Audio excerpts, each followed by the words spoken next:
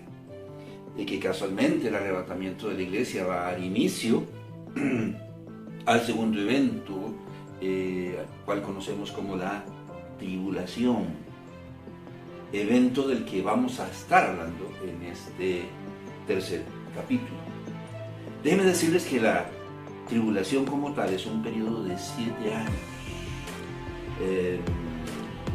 al cual se le da diferentes nombres, que la caracterizan como un tiempo, como un periodo de juicio que va a venir sobre toda la tierra. Apocalipsis capítulo 11, versículo 8, nos dice el apóstol Juan. Apocalipsis capítulo 11, versículo 18. Y se airaron las naciones, y tu ira ha venido, y el tiempo de juzgar a los muertos, y de dar el galardón a tus siervos los profetas y a los santos, y a los que temen tu nombre, a los pequeños y a los grandes, y de destruir a los que destruyen la tierra. Dice Juan, hablando de la tribulación, que ha llegado el tiempo del juicio de Dios, del derramamiento de la ira de Dios sobre este mundo, sobre esta tierra. Profetas como Isaías llaman a la tribulación tiempo de indignación, porque es un tiempo de indignación, de angustia, de sufrimiento sobre toda la tierra. Jeremías particularmente en el capítulo 30, en el versículo 6, llama a la tribulación dolores de parto, porque el dolor, la angustia, el sufrimiento, la indignación que se va a experimentar en este tiempo podría ser solo comparado con los dolores que padece una mujer cuando va a dar a luz. Dice el profeta: inquirid ahora y mirad si el varón da a luz, porque he visto que todo hombre tenía las manos sobre los lomos, y como mujer que está de parto, y se han vuelto pálidos todos los rostros. Usted puede analizar la expresión a lo largo y ancho de las Sagradas Escrituras, y esta expresión, dolores como la mujer que está de parto, es una expresión que hace alusión a la tribulación. El mismo Jeremías llama a este periodo tiempo de angustia para Jacob. Dice aquí en Jeremías en el capítulo 30, en el versículo 7, cuán grande es aquel día, tanto que no hay otro semejante a él. Tiempo de angustia para Jacob, pero de ella será librado. Si alguien va a sufrir en este periodo, es el pueblo judío, ¿verdad? Y por eso se le llama tiempo de angustia para Jacob. Sofonías, por su parte, lo llama el día del derramamiento de la justa ira de Dios. Ira que va a ser derramada sobre toda esta tierra. Y en Sofonías, en el capítulo 1, entre los versículos 14 y 18. De modo que la tribulación es un periodo de 7 años de juicio sobre toda esta tierra. Un periodo que se encuentra dividido en 2 ciclos de 3 años y medio cada uno. Y es descrita la tribulación ampliamente en el libro de Apocalipsis. 2 ciclos de 3 años y medio. En este capítulo vamos a estar hablando de los primeros 3 años y medio. Este primer ciclo se caracteriza por la manifestación de un nuevo orden mundial. Tanto se ha hablado desde mucho tiempo atrás prácticamente después de la Primera Guerra Mundial. Ya se viene hablando de la necesidad de establecer un nuevo orden mundial. Bueno, casualmente, durante los primeros años de la tribulación, se va a establecer ese nuevo orden mundial del que tanto se ha hablado, un nuevo orden mundial que de alguna manera u de alguna manera u otra, perdón, está conformado por la manifestación de la Gran Ramera, una confederación de 10 naciones, el anticristo y el falso profeta. Empezando con la Gran Ramera, debe manifestarse primero. Y la confederación de 10 naciones debe manifestarse primero. Porque ellos, la Gran Ramera y la confederación de 10 naciones, son los que van a facilitar el ascenso al poder del anticristo. De modo que este nuevo orden mundial de alguna manera está conformado por la Gran Ramera, la confederación de 10 naciones, quienes van a llevar el poder al anticristo. El anticristo va a nombrar un primer ministro, que es el falso profeta, y este nuevo orden será establecido. ¿Quién es la Gran Ramera? O hablando de la Gran Ramera, ¿quién es la Gran Ramera? Bueno, dice el apóstol Juan en Apocalipsis, en el capítulo 17, en el versículo 1, que es una mujer que aparece asentada sobre muchas aguas, ahí en Apocalipsis 17:1. Vino entonces uno de los 7 ángeles que tenía las 7 copas y habló conmigo diciéndome: ven acá y te mostraré la sentencia contra la Gran Ramera, la que está sentada sobre muchas aguas. Dice que está sentada sobre muchas aguas. Si en Apocalipsis 17:15 las aguas representan pueblos, naciones y muchedumbre de gentes, entonces la Gran Ramera es un movimiento de carácter universal que representa a los pueblos y a las naciones del mundo entero. Dice que viene montada sobre el lomo de una bestia escarlata de 7 cabezas y 10 cuernos, lo que quiere decir que es parte de un sistema político, puesto que las cabezas de esta bestia no solo representan montes, pero representan naciones, poderes, gobiernos, imperios. De modo que la Gran Ramera, desde esa perspectiva, no solo es un movimiento universal, pero es parte de un sistema político. ¿Que por qué se le llama ramera? Bueno, la palabra ramera en las Sagradas Escrituras se usa para referirse a una mujer que había sido consagrada al servicio de un dios pagano. Había no solo sido consagrada al servicio de un dios pagano, pero prestaba sus servicios sexuales a aquellos que le rendían algún tipo de honor o sacrificio u ofrenda a ese dios pagano. Y muchas veces esta ramera en un templo podía estar representada por la sacerdotisa u otras mujeres que habían sido apartadas o separados para ese menester. Quizás por esa razón, con el tiempo, la palabra ramera se usó o se usa como sinónimo de prostituta. Sin embargo, la palabra ramera lo que quiere decir es mujer santa, desde la perspectiva de que la palabra santa quiere decir apartada, separada, consagrada, dedicada, en este caso, a un dios pagano. Yo no sé si ustedes recuerdan, me imagino que sí, la parábola del hijo pródigo. El malestar de su hermano mayor fue porque este muchacho, siendo muy joven, pidió la herencia que le correspondía a su padre y fue y la malgastó. Probablemente en licor, probablemente en juegos de azar, pero particularmente dicen los evangelios que en rameras. No está queriendo indicar prostitutas. Recuerde que una ramera era una mujer que había sido consagrada a un dios pagano. Esto quiere decir que este joven dejó de lado todas las enseñanzas de su padre y de su madre y se dedicó de andar en templo y en templo, adorando y venerando otros dioses y recibiendo los favores sexuales de las rameras. De manera que la Gran Ramera es parte de un movimiento político y de un movimiento ecuménico o de un movimiento religioso mundial. Movimiento que probablemente va a ser precedido por el falso profeta. Dice la palabra de Dios aquí en Apocalipsis, en el capítulo 13, en el versículo 11 y 12. Después vi otra bestia que subía de la tierra y tenía 2 cuernos, semejantes a los de un cordero, pero hablaba como dragón. Y ejerce toda la autoridad de la primera bestia en presencia de ella, y hace que la tierra y los moradores de ella adoren a la primera bestia, cuya herida mortal fue sanada.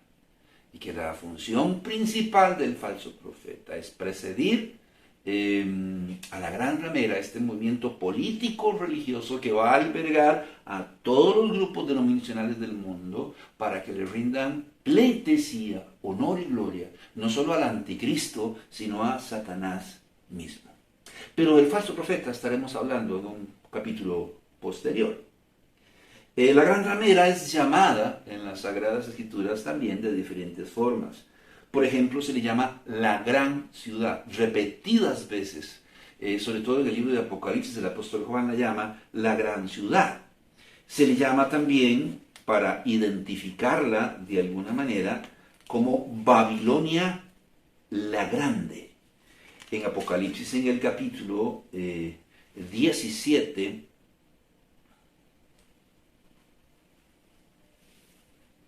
en el versículo 5. Dice, en su frente un nombre escrito, un misterio, Babilonia la Grande, la madre de las rameras y de las abominaciones de la tierra. Entonces la llama la gran ciudad, o Babilonia la Grande, la madre de todas las rameras, o sea, la ramera más ramera de todas las rameras, la más grande, la más destacada. Se le llama también la ciudad que reina sobre los reyes de la tierra. Aquí mismo en Apocalipsis 17, les recuerdo que en Apocalipsis 17, en su contexto, en el capítulo 1, está hablando de la gran ramera que viene montada sobre una bestia escarlata y asentada sobre muchas aguas. De ella es de que está hablando. Entonces dice aquí en Apocalipsis, en el capítulo 17, en el versículo 18, y la mujer que has visto es la gran ciudad que reina sobre los reyes de la tierra. Lo que quiere decir que esta ciudad tiene que, la Gran Ramera, esta ciudad, porque dice que es una ciudad, ¿no? No solo es un movimiento religioso, no solo es un movimiento ecuménico, no solo es parte de un movimiento político, pero es una ciudad concretamente. Quizás lo que quiere decir es que la ramera va a tener su sede en una ciudad, en una gran ciudad. No es la Gran Manzana, a los que puedan pensar en semejante cosa. Es la capital del nuevo orden mundial. Entonces dice, esta ciudad va a llegar a ser la capital del nuevo orden mundial. La Gran Ramera es identificada también, ya comienza a dar pistas, como la ciudad donde asesinaron a los profetas, a muchos santos mártires y a los apóstoles. ¿Cuál fue esta ciudad? ¿Vaticano? Pues no. Entonces, Tel Aviv, pues yo diría que tampoco. ¿Qué dice la palabra de Dios aquí en Apocalipsis 18, 24?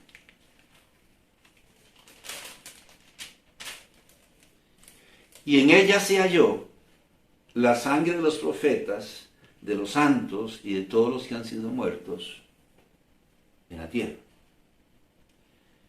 Pero no solo se le identifica como la ciudad donde asesinaron a los profetas, a muchos santos mártires e igualmente a los apóstoles, sino la ciudad donde se le dará muerte a los 2 testigos, a los 2 olivos, a estos 2 profetas que durante la tribulación van a venir a predicar el Evangelio. Dice que se les dará muerte también en esta ciudad. ¿Cuál ciudad? Bueno, Juan nos dice en Apocalipsis en el capítulo 11, en el versículo 8, que es la misma ciudad donde asesinaron, mataron o crucificaron al Señor Jesucristo. Apocalipsis 11:8.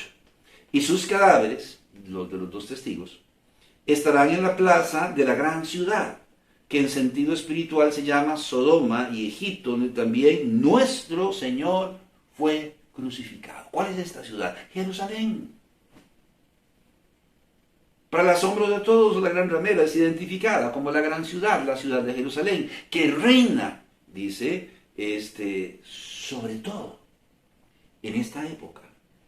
¿Qué quiere decir esto? Bueno, esto quiere decir que de alguna manera u otra, la ciudad de Jerusalén, o bien sea la gran ramera, llegará a ser la capital del nuevo orden mundial. De manera que la gran ramera es un movimiento ecuménico que agrupará a todos los grupos religiosos del mundo, cuya sede es Jerusalén. No hay de qué extrañarse que Jerusalén se llame la gran ramera. Es un título que la ciudad de Jerusalén ha ostentado siempre. Vaya conmigo y confirme lo que estamos diciendo. En el libro de Ezequiel, en el capítulo 16, Ezequiel capítulo 16, por mencionar algunos textos. Ezequiel capítulo 16, versículo 8. Y pasé otra vez junto a ti y te miré aquí que tu tiempo era tiempo de amores. Extendí mi manto sobre ti y cubrí tu desnudez y te di mi juramento y entré en pacto contigo, dice Jehová el Señor, y fuiste mía. Y el Señor hace una alegoría de una joven mujer que se encontraba abandonada en el desierto desde su niñez, que ya tenía su primer ciclo menstrual, y él pasa por ahí, la ve y la cubre con un manto, busca sanarla o curarla de sus heridas, y se casa con ella. Dice que le dio juramento, se casa con ella, la hace su esposa y la viste de adornos y de brazaletes y de collares y de lujosos vestidos y la hace grande, ¿verdad? Honrándola de esa manera. Pero posteriormente dice en el versículo 14, y salió tu renombre entre las naciones a causa de tu hermosura, porque la perfecta causa de mi hermosura que yo puse sobre ti, dice Jehová el Señor. Pero confiaste en tu hermosura y te prostituiste a causa de tu renombre y derramaste tus fornicaciones a cuantos pasaron, suya eres o eras. Entonces habla de Jerusalén y cómo se pervierte y comienza a hacer alianzas con otras naciones y adopta a sus dioses y comienza a adorar y ofrecer sacrificios a estos dioses y cae en el pecado de la idolatría. Siendo Dios su Dios y ella cayendo en el pecado de la idolatría, entonces que hay un adulterio figurativamente hablando. Pero ahora dice que en esas alianzas con las naciones se perdió, se pervirtió como una ramera porque fue de todos. Y no le pagaban, ella pagaba para que estuvieran básicamente con ella. Igualmente dice en el versículo 30 al 33, cuán inconstante es tu corazón, dice Jehová el Señor, habiendo hecho todas estas cosas, obras de una ramera desvergonzada, edificando tus lugares altos en toda cabeza de camino, y haciendo tus altares en todas las plazas, y no fuiste semejante a ramera en que menospreciaste la paga, sino como mujer adúltera que en lugar de su marido recibe a ajenos. Versículo 33. A todas las rameras les dan dones, mas tú diste tus dones a todos los enamorados y les diste presentes para que de todas partes se llegasen a ti en sus fornicaciones. Así que es un título que ella siempre ha ostentado por su infidelidad, básicamente a Dios, la gran ramera. Ahora bien, dice que la gran ramera viene montada sobre una bestia escarlata de 7 cabezas y 10 cuernos. ¿Quién es esta bestia escarlata que tiene 7 cabezas y 10 cuernos? Bueno, sin lugar a dudas es un aparato político. En este caso, y valga la redundancia, conformado por 7 cabezas y 10 cuernos. Donde las cabezas representan montes o reyes, gobiernos, poderes, países, naciones, o si se quiere imperios, potencias. Ve lo que dice la palabra de Dios aquí en Apocalipsis en el capítulo 17, en el versículo 9 y 10. Esto para la mente que tenga sabiduría. Las 7 cabezas son 7 montes sobre los cuales se sienta la mujer. Y son 7 reyes, 5 de ellos han caído, uno es, el otro aún no ha venido. Y cuando venga es necesario que dure breve tiempo. De manera que esta bestia representa a un aparato político conformado por 7 poderes, conformado por 7 cabezas y 10 cuernos. La pregunta es, ¿quiénes son estas 7 cabezas? ¿Quiénes son estos 10 cuernos? ¿Quiénes son estos 7 poderes? Naciones, reinos o imperios. Bueno, se nos dice en primera instancia, acerca de los primeros 5, dice, 5 de ellos han caído. Si han caído es porque están en el pasado.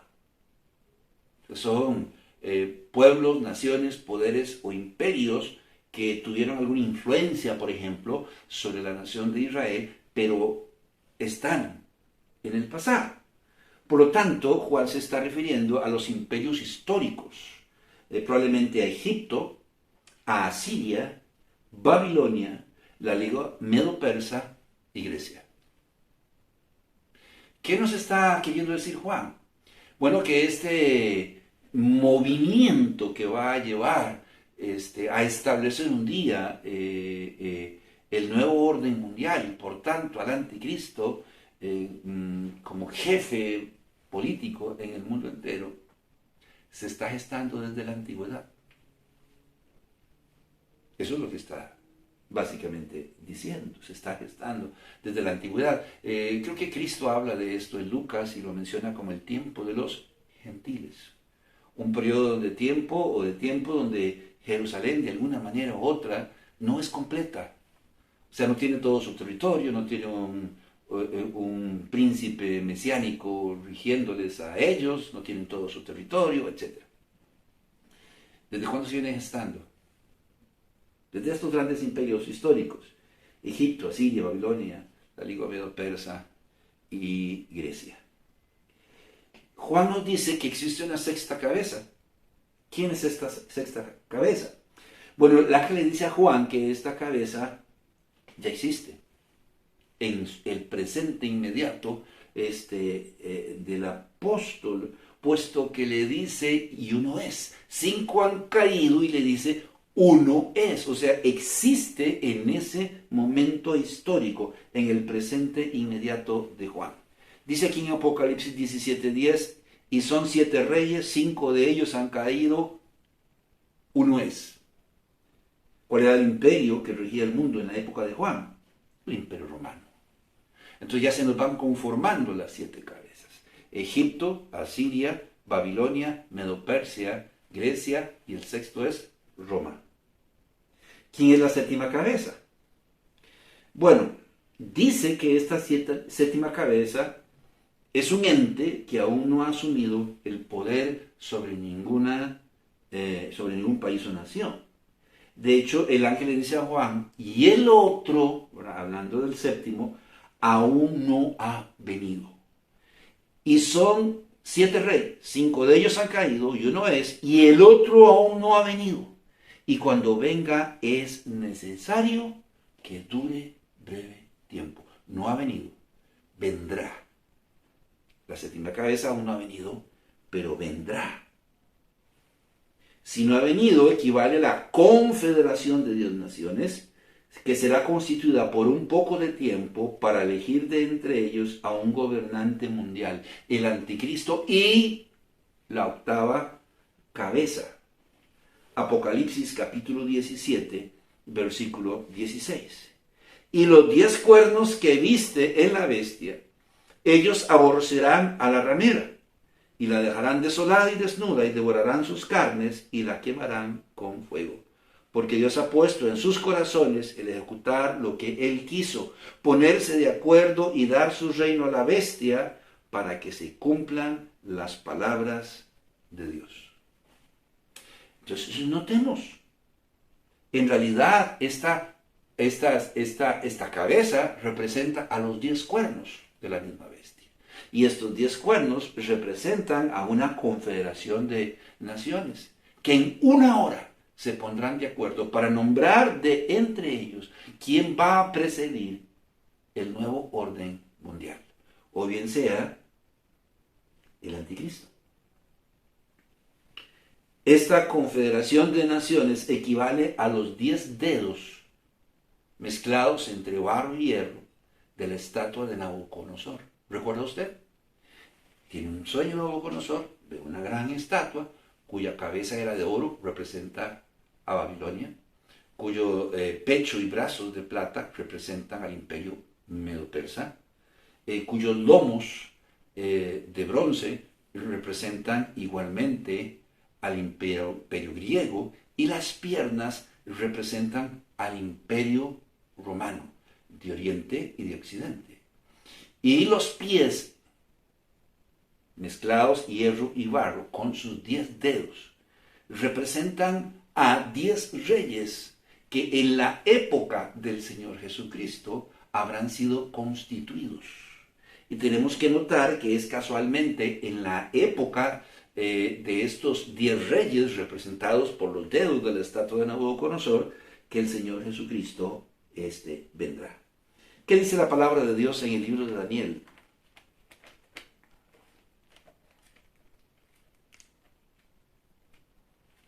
Daniel capítulo 2.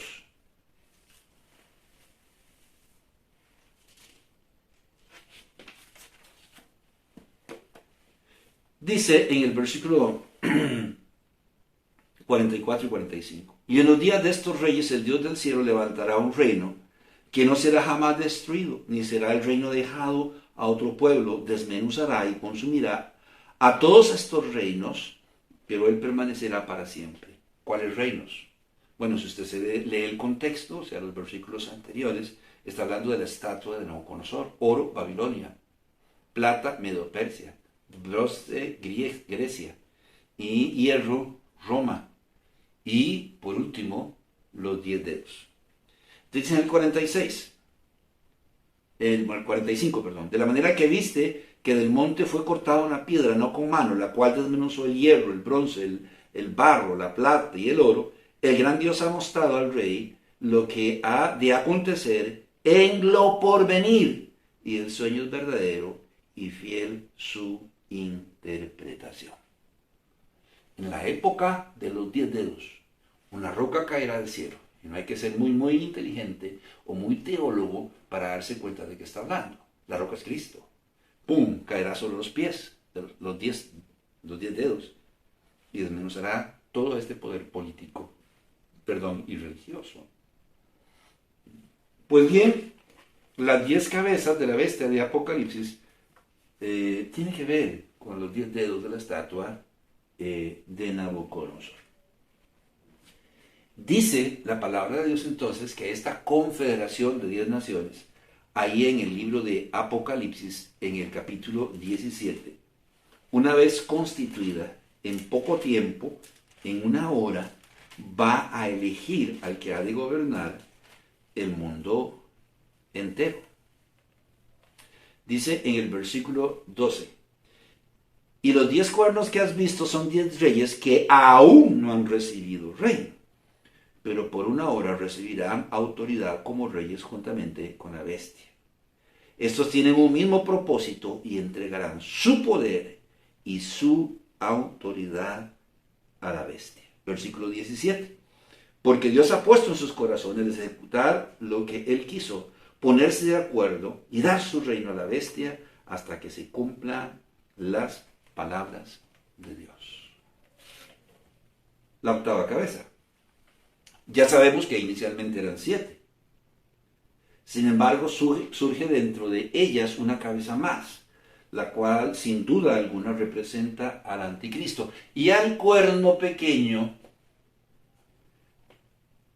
de Daniel. Porque hubo otro sueño, y en este caso, aparecían unas bestias. La primera era un león con alas que representaba a Babilonia. El segundo era una osa que estaba más levantada de un costado que el otro y representa a los medos y a los persas. De repente aparece un leopardo, si más no recuerdo, un leopardo, con 4 cabezas y alas, que representa a los griegos en la persona de Alejandro el Grande y sus 4 generales en los que se dividió su imperio a la muerte de Alejandro. Pero de repente surge una cuarta bestia, indescriptible, con grandes colmillos que destruye y deshace. Bueno, el imperio romano, ¿verdad? El imperio romano. Y dentro de ahí dice que tenía cuernos, 10 cuernos, pero dentro de esos 10 cuernos surge uno que toma el poder, y no vamos a decir por la fuerza, que sagazmente toma el poder, porque su principal característica es que habla. Entonces repetimos, la octava cabeza, inicialmente eran 7 cabezas, sin embargo surge dentro de ellos una cabeza más, la cual sin duda alguna representa al anticristo y el cuerno pequeño de Daniel. Esta octava cabeza llega al poder por sufragio y la elección de los representantes de la confederación de 10 naciones.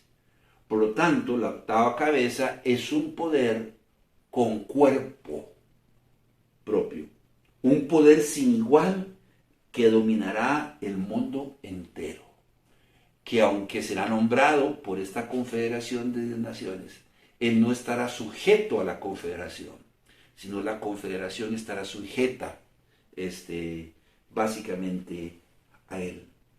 Esta octava cabeza dominará el mundo entero, es el anticristo.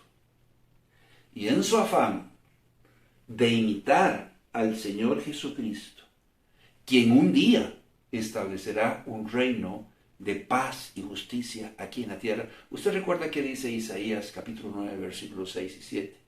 Porque un niño nos es nacido, hijo nos es dado, y se llamará su nombre admirable, consejero, Dios fuerte, Padre eterno. ¿Qué cosa dice? Príncipe de paz. Usted puede leer Isaías capítulo 11 también. El Señor un día vendrá en su segunda venida a establecer un reino de paz y justicia perdurable en esta tierra.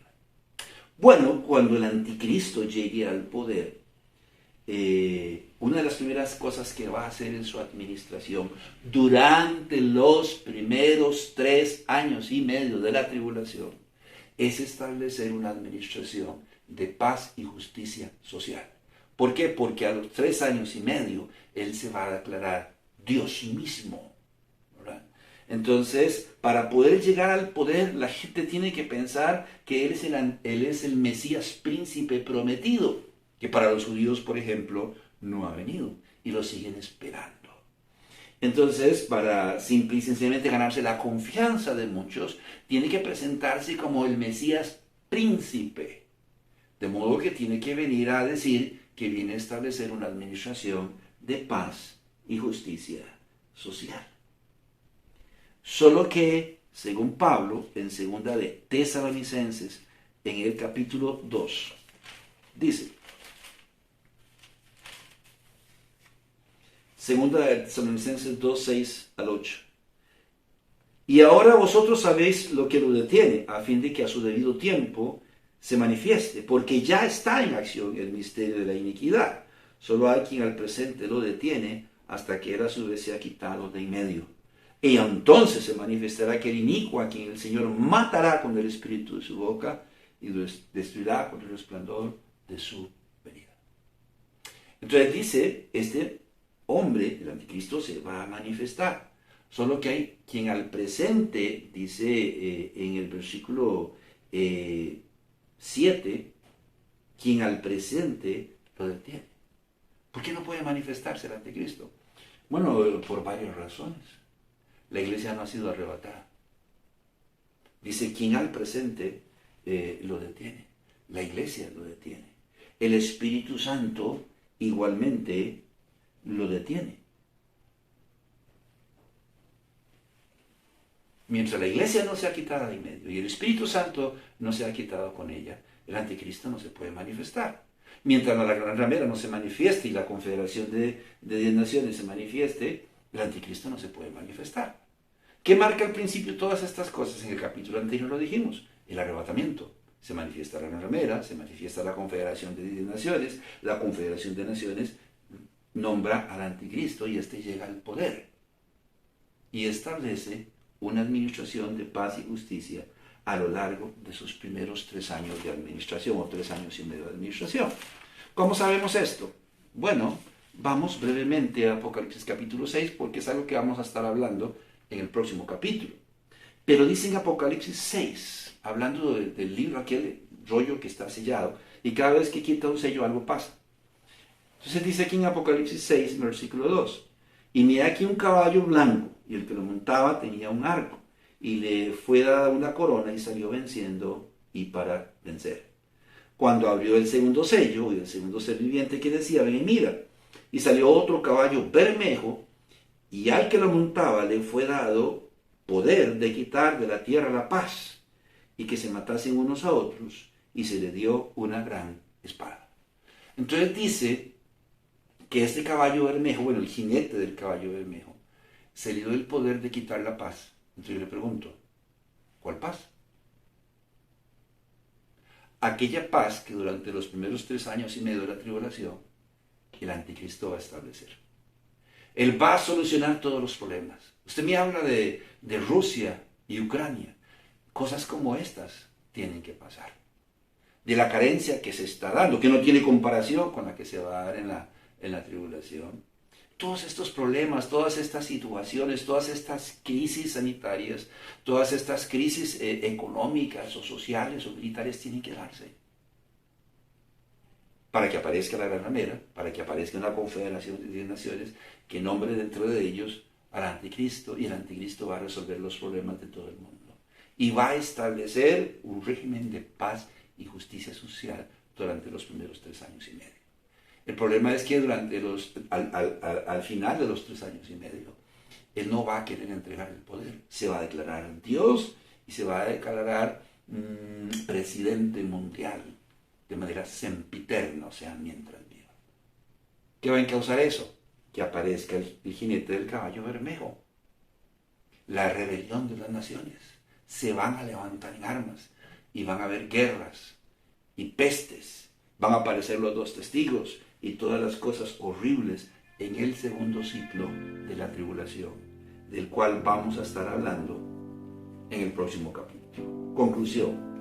Así se nos va formando el calendario profético de Dios, siendo el primer evento el arrebatamiento de la iglesia, evento que estamos esperando en cualquier momento. Quedará a pie para que se manifieste el segundo evento, la tribulación, evento que vendrá inmediatamente después del arrebatamiento, el cual es un periodo de 7 años dividido en 2 ciclos de 3 años y medio cada uno. En el primer ciclo de 3 años y medio se caracterizará por la manifestación del nuevo orden mundial, conformado de alguna manera por la ramera, la confederación de 2 naciones, quien llevará el poder al anticristo, y el anticristo nombrará un primer ministro que es el falso profeta. Así se nos va conformando el calendario profético de Dios. Ya se nos va diciendo dónde estamos y hacia dónde vamos. Si quieres saber más, pues búsquenos en el próximo capítulo, donde vamos a estar hablando sobre la tribulación y el segundo ciclo de 3 años y medio. Que Dios los bendiga, que la pasen bien.